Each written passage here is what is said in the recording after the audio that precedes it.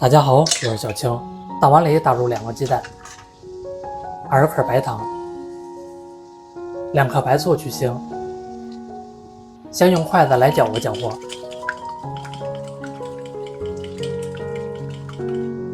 准备一个大蛋器，先用低速档位打发。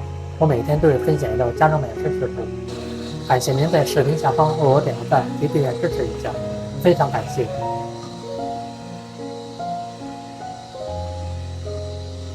大概需要打8分钟左右，一直打发到体积明显膨胀，出现浓白色就可以了。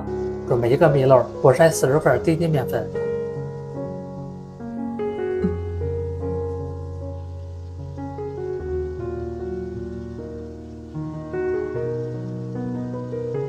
来上下翻拌一下，面粉混合均匀。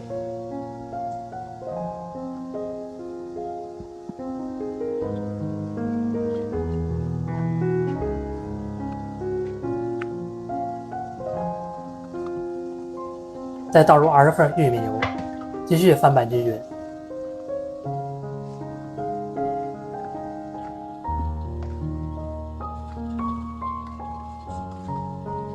准备一个模具，下面垫上一张硅油纸，侧面刷上一层食用油粉砖，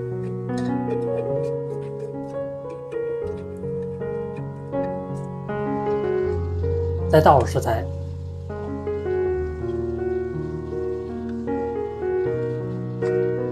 震动一下，整理平整，再封上盖子，放入烤箱165度烤20分钟。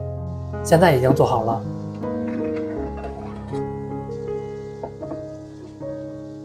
再揭开硅胶纸，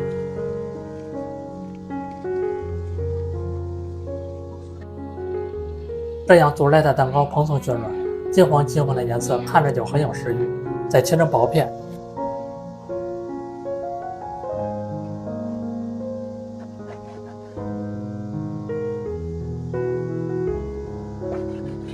以后要是想吃蛋糕就这样做，柔软好吃，比蛋糕店的好吃，健康无添加。自从做一次，家里人隔3差5点名让我做，做法简单零基础，喜欢吃就赶快收藏起来试吧。感谢您的订阅支持，我们下期食谱再见。